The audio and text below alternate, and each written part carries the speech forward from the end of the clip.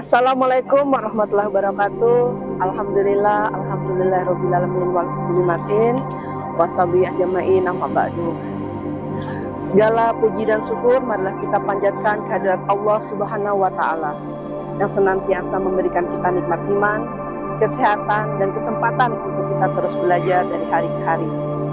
Salawat serta salam marilah kita panjatkan kehadirat Nabi besar Muhammad SAW beserta keluarga, sahabat dan para pengikutnya hingga akhir zaman.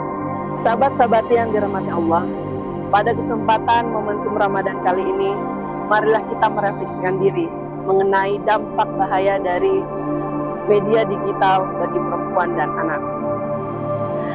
Di era digital saat ini, perempuan dan anak tidak hanya dihadapi oleh tantangan moral, tapi juga permasalahan hukum terkait digital yang ada di media sosial.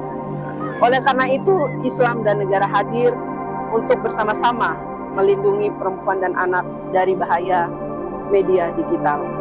Dalam Islam, tanggung jawab melindungi perempuan dan anak disebutkan dalam surat At-Tahrim ayat 6. Wahai orang-orang yang beriman, jagalah dirimu dan keluargamu dari api neraka. Ayat ini menegaskan bahwa orang tua wajib melindungi anak dan keluarganya termasuk dari bahaya media digital. Sedangkan negara, bagaimana tanggung jawab negara? Negara juga telah membuat aturan untuk melindungi masyarakat, perempuan dan anak khususnya dari kejahatan digital.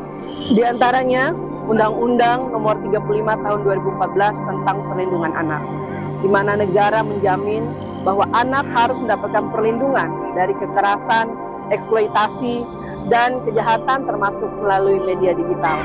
Berikutnya yaitu Undang-Undang Informasi dan Transaksi Elektronik atau Undang-Undang ITE Nomor 11 Tahun 2008 junto Undang-Undang Nomor 19 Tahun 2016 yang melarang penyebaran konten asusila, larangan ancaman dan intimidasi online, serta larangan penyebaran hoaks dan ujaran kebencian. Pelanggar Undang-Undang ITE dapat dipidana hukuman penjara maupun denda puluhan juta hingga ratusan juta rupiah. Selanjutnya ada Undang-Undang Tindak Pidana Kekerasan Seksual atau Undang-Undang TPKS Nomor 12 Tahun 2022, di mana korban kekerasan seksual termasuk di dunia maya, diantaranya yaitu pelecehan online, pemaksaan kiriman foto atau video. Berdasarkan agama dan hukum tersebut, bahaya digital meliputi beberapa hal, diantaranya penyebaran tidak senonoh atau asusila. Hal ini bisa kita lihat dan kita rasakan bersama di media digital yang begitu luas. Tarian yang tidak senonoh, postingan yang tidak senonoh, video maupun foto yang tidak senonoh, hal ini dapat merusak akhlak serta melanggar Undang-Undang ITE. Berikutnya yaitu pelecehan dan penipuan online atau scammer. Hal ini sudah banyak terjadi dan pernah ditindak oleh kepolisian terkait scammer atau penipuan melalui media digital. Puluhan juta hati dan perasaan perselingkuhan sering terjadi akibat hal-hal seperti ini. Nah, ini bisa juga masuk ke dalam tindak pidana dan bisa dipenjara dan melukai mental korban. Yang ketiga yaitu cyberbullying. Hal ini dapat merusak mentalitas perempuan dan anak, menjatuhkan mental, kemudian membuat orang tidak lagi mau untuk beradaptasi.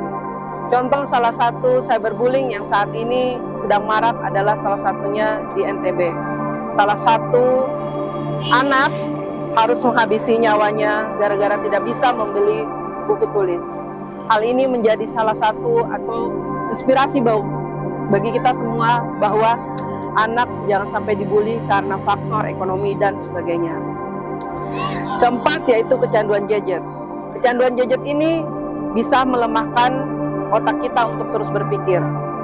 Scrolling yang terus-menerus bisa menyebabkan otak kita fresh atau membeku karena tidak bisa digunakan untuk berpikir dengan baik. Kemudian kita lalai untuk beribadah, lalai untuk belajar, dan dapat merusak masa depan. Oleh karena itu, perlu peran orang tua, keluarga, dan lingkungan dalam membatasi penggunaan media digital, apalagi di momentum Ramadan kali ini. Saat menggunakan media digital atau media sosial, kita juga harus melakukan etika atau beretika.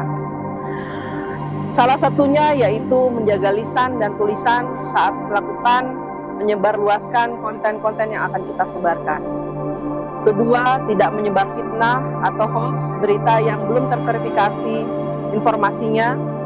Ketiga, tidak membuka aurat kita dengan mudah mengirimkan foto atau video kepada orang yang sekalipun dikenal dengan membuka aurat.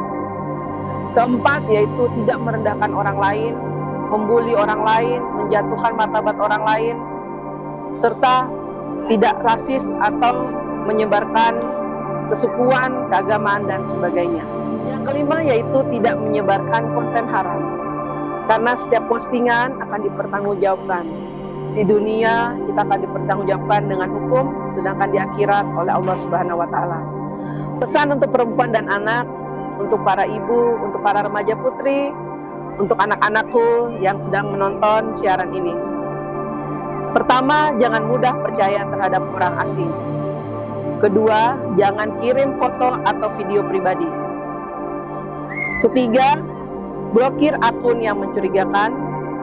Keempat, laporkan, speak up jika terjadi pelecehan baik verbal maupun visual. Yang kelima, jangan lupa jaga kehormatan diri.